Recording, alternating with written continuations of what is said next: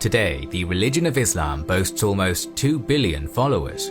Still, the faith itself comes from humble origins. Islam began as a religious movement turned small nation, then empire in the Arabian Peninsula in the 7th century.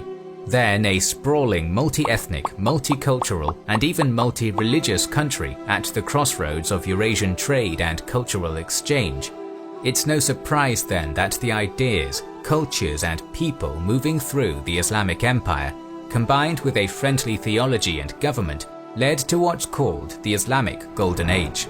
This series will discuss the contributions made to humankind in this period, a time of massive developments in science, philosophy, and medicine. Today we're going to look at the humanities and social sciences, as well as explain how this Golden Age came to be. By this point you probably have watched everything on your streaming services, are bored and are in need of more content. The sponsor of this video, NordVPN, has you covered. NordVPN is not only a VPN service that protects your communications and personal data, but its 5,500 super-fast servers located in 60 countries will allow you to change your IP to avoid regional restrictions. Trust us, being geo-locked is no fun, and with NordVPN you'll be able to connect to get more content out of your streaming subscriptions. Also, it's important to keep our browsing info safe from the prying eyes of the ISPs, and NordVPN will do just that. You can even use it in countries where VPNs are banned.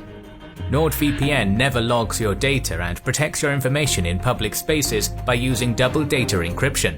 It works on Windows, Linux, iOS, and Android, and has 24/7 customer support and a 30-day money-back guarantee.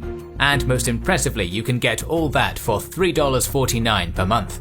So what are you waiting for? Support us and get a free month of premium VPN and save 70% at nordvpn.com/kingsandgenerals or the link in the description. Don't forget to use the coupon code KINGSANDGenerals. One major factor in how the Islamic Empire enjoyed such a blossoming of thought comes from Islam itself. Somewhat unusually, many parts of the Islamic holy texts, the Quran and the Hadiths, place value on education and scientific discovery, regardless of the information's origin. Muslim scholars did not, by and large, take issue with learning from the works of non-Muslims to advance their body of knowledge. A Muslim scholar by the name of Burhan al-Din proclaimed that education should be prescribed for everyone, a novel idea for the Middle Ages. Muslims would enjoy a high literacy rate due to their emphasis on learning and education as part of a well-lived life. Schools would not only give kids a good grasp of Islamic law and analysis, but bring young scholars from different classes and backgrounds together to share ideas. In a state as large and diverse as the Islamic Empire, this led to a lot of cross-pollination of ideas. Later in the Golden Age, this process of education was formalized by schools known as madrasas. They were mosques, boarding houses, and libraries in a single compound. Some of these became the first universities to give out degrees. Additionally, the Muslim Empire invested massively in the work of scientists and philosophers. The amount the government spent in translation was massive, rivaling some of the research budgets of our times. The symbol of this period would be the Great House of Wisdom in Baghdad, a massive library built by the Islamic Emperor Caliph al-Mansur. The House of Wisdom is so fundamental to the Islamic Golden Age that its construction and obliteration are viewed as the start and end of it. It was one of the world's biggest assortments of rare books in Persian and Arabic. The engine at the heart of this vast, growing Golden Age was the translation movement. The Islamic Empire in most of its domain contained 10% or fewer Muslims, and very few spoke Arabic. As they expanded into the Sasanian Empire, they found a large class of Persian scholars, as well as Greek academics who left the Byzantine Empire. The Caliphate connected them into a vast network of trade and information, but also added Arabic into the linguistic stew. Much of the information coming into the empire was in Persian, Greek, or Arabic, but could also be in Latin, Chinese, or any number of written languages from around Eurasia at the time. Scientific advancement aside, if the Caliphate wanted to function as an empire, it needed an army of translators to keep the flow of information running. When it made Baghdad its new imperial capital, the elites were inspired by Persian and Hellenistic ideas. It drove a desire to learn more from the classical Greeks. Furthermore, in the aftermath of the Battle of Talas in 751, the empire captured several Chinese prisoners of war. What might seem like a banal event turned out to be one of the most important breakthroughs, as it allowed for the translation movement and possibly the whole Golden Age. These prisoners knew how to make paper, which could make books easier than vellum or parchment. The first significant translation projects included taking Islamic holy texts like the Quran and translating them into various languages to spread Islam around the empire and the world. Furthermore, the classical works of the ancient Greeks and Persian texts were translated into Arabic, which would become a new lingua franca around the empire. Proficiency in Arabic allowed for a language between cultures. One particularly gifted linguist translated well over 100 works by famous authors like Galen and Hippocrates. In cases like the work of Aristotle, the Arabic translations are how the work even survived to modern day. Places like the House of Wisdom had extensive translation departments, with subject experts ready to work on pieces. These experts came from all over the empire, and many were Zoroastrians and Christians working with Muslims. Once a work was translated, they made several copies for distribution, using scribes with especially good handwriting. This movement is the work that kept the Western canon preserved. With that established, now we can look into the social sciences and the humanities, which in the Middle Ages is just philosophy. The social sciences were a long way off from being formalized. However, a man by the name of Ibn Khaldun, who lived during the Islamic Golden Age, is often considered the founder of many social sciences like demography, economics, historiography, and sociology. Ibn Khaldun was an upper-class Tunisian scholar. Due to the status of his family, he received a top-tier classical Islamic education. This education would include Arabic, Quran and Hadith studies, and law and jurisprudence study. He also successfully underwent the tasks to become a Hafiz, which is a torturous process very few Muslims do, to memorize the entire Quran. On top of this education, he learned maths, philosophy, and classical logic.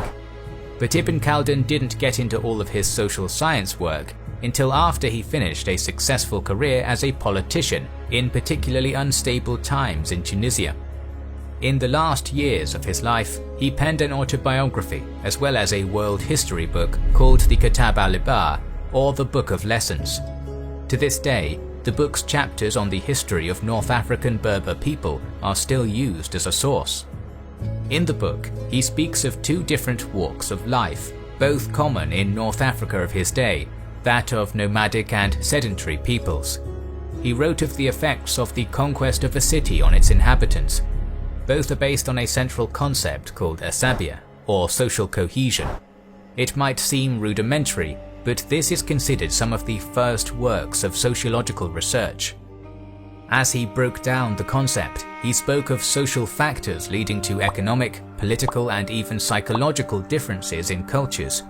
This type of work would not see serious scholarly development until the 19th century. When discussing economics, it appears Ibn Khaldun is responsible for developing the labor theory of value, a central concept of economics even today. Ideas like economic growth, taxation, and GDP are centuries ahead of their time, if not a millennium. Lastly, he made a strict bifurcation of what he called the non-religious sciences and the religious sciences. It was an attempt to settle a significant debate between those who wanted to focus on science and philosophy, and scholars who promoted a mystic understanding of Islamic theology. Where the humanities shined, however, was in philosophy. Islamic philosophy in this age subscribed to one of two major currents. The first was Kalam, which focused more on questions to do with theology.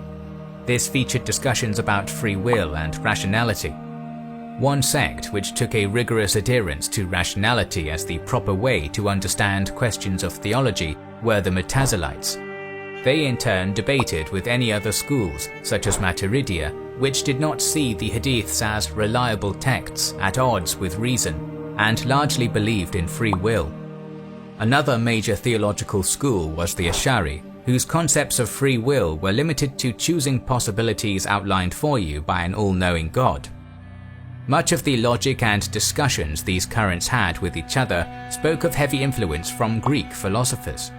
One medieval theologian, Ibn Taymiyyah, even described many of these discussions as Greek solutions to Greek problems, which should never have concerned Muslims in the first place.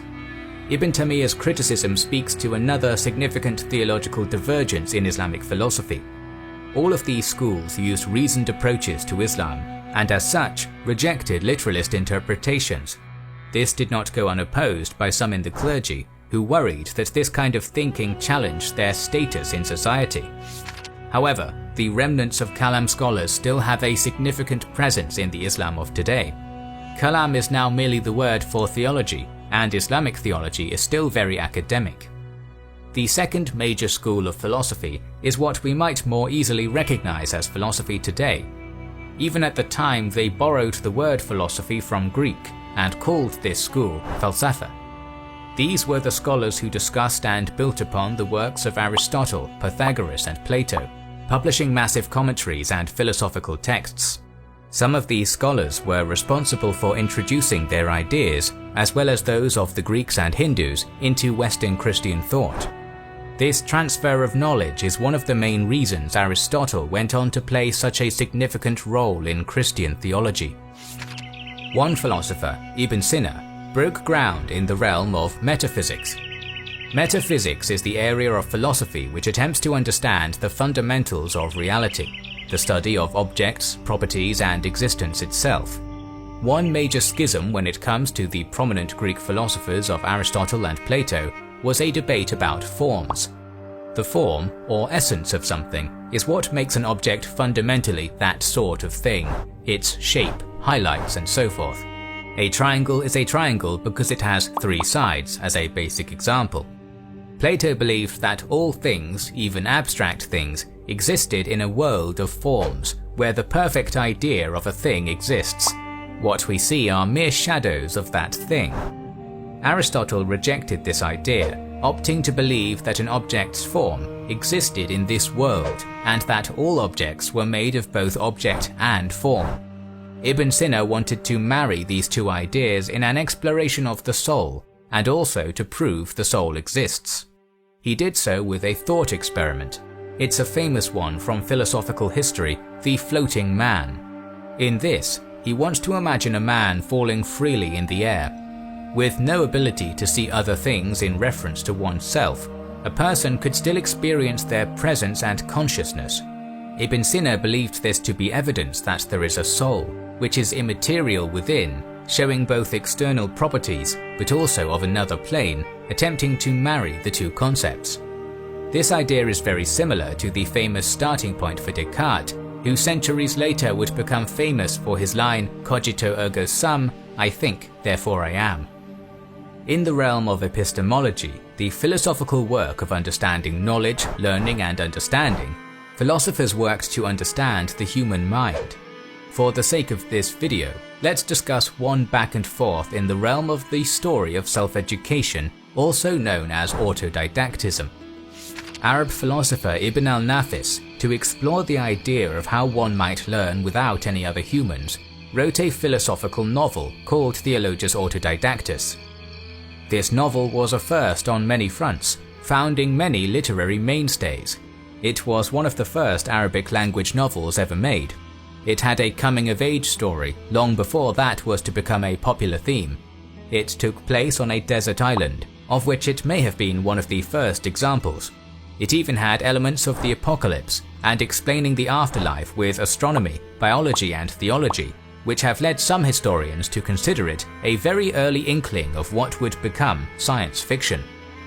The novel itself is about a boy who spontaneously came to life on a desert island, and meets castaways who wind up on his home. Ibn al-Nafis wrote the main character, Kamil, to be a complete human blank slate in which to observe the world. It's about how an uninitiated person comes to find the necessity of God, Islam, and rationality. The character then explores the sciences and philosophy. It's not a page-turner, but it acted as an essay to explore many different ideas about the world Ibn al-Nafis knew about as a polymath. It was a response to a desert island book called Hay ibn Yaqdan, which itself was a response to the incoherence of the philosophers. They were interested in which aspects of rational thought and belief came innately from the human mind, and which had been learned. Theologus Autodidactus and Hay ibn Yaqdan both featured feral children who explored their various ideas on it. These philosophers would have massive impacts on philosophers throughout the centuries. Ibn Sina, mentioned earlier, is often called in the West Avicenna and is one of the greats. Averroes or Ibn Rushd, as well as Al-Farabi, Al-Ghazali and Al-Kindi are all some of the most revered philosophers in the history of ideas.